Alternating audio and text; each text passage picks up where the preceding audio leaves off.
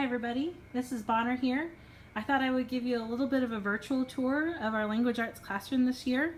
I'll kind of walk you around a little bit. Hopefully I'll be able to see you in open house, which I believe is in September sometime. I saw a few of you last night, which was great to meet. Please know that you're welcome to come in here anytime, but kind of starting over here as you first walk in, you'll see that we've got Harry Potter. I'm a big fan. But you'll also see lots of books happening in this classroom. Independent reading is a big thing in our whole entire English department. You'll see my refrigerator there. Lots of different book shelvings here, a lot of my collection of my books. So I want to make sure to keep a lot of different varieties of books as independent reading, like I said, it becomes a priority. You may be wondering what is on the top of my shelf. If you're familiar with Funko Pops, I have all the Harry Potter and the Fantastic Beasts Pops because I'm a collector and I can't stop, and it's one of my guilty pleasures. Back here in the back, you're going to see a lot of drawer space. You'll see a lot of counter space. You'll see a plug-in station. A lot of times we use this area for our portfolios that we generate, as well as storage of our supplies. Students are welcome to come in and get their supplies as needed. As we move forward, you'll see dry erase boards, and then also our stools over here. This area was coined a couple years ago as our hot seat area, or our writing area. Kids are welcome to come over here and do collaboration work or writing work up against the window to kind of provide a different space. As you kind of motion yourself around the room here, you'll notice that I work with lots of different tables and also comfy chairs.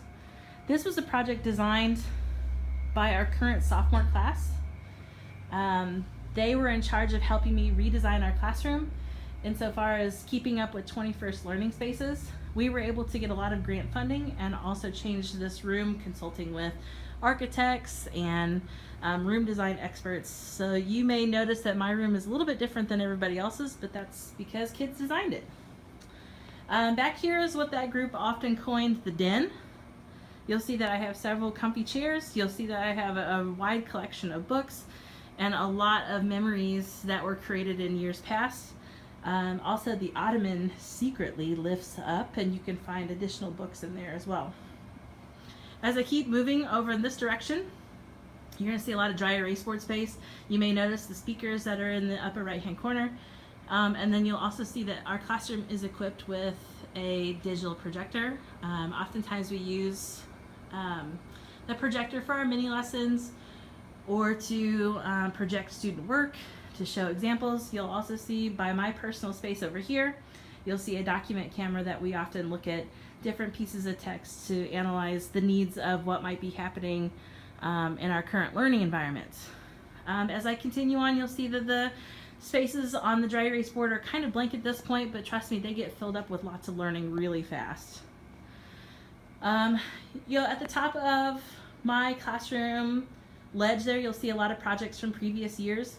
You'll also see an H or a Hornet flag that was constructed by a Genius Hour project from years past. If you're not familiar with what Genius Hour is, you will definitely know that by the end of our year this year, and it will make more sense to you the more that I talk about it. But it was student created. As I wander over here, as I get back towards the main door of the classroom, you'll see that I've got first aid kit, standard supplies. I also have an area where students can get extra copies of assignments, and where I keep all the assignments in case students were missing. I also have a very generic and boring bulletin board right now because it doesn't have much on it, but this is where I usually keep information that students tend to reference when they're in my room: school calendar, lunch menu, bell schedule, things like that. This decorative pile right here, please ignore. I'm just trying to find a space for them.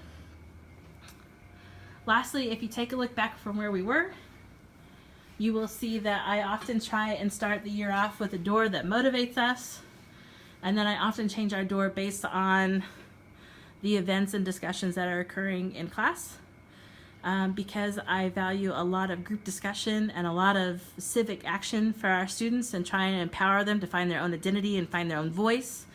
I went with Margaret Mead this year that says, "Never doubt that a group of thoughtful, committed citizens can change the world."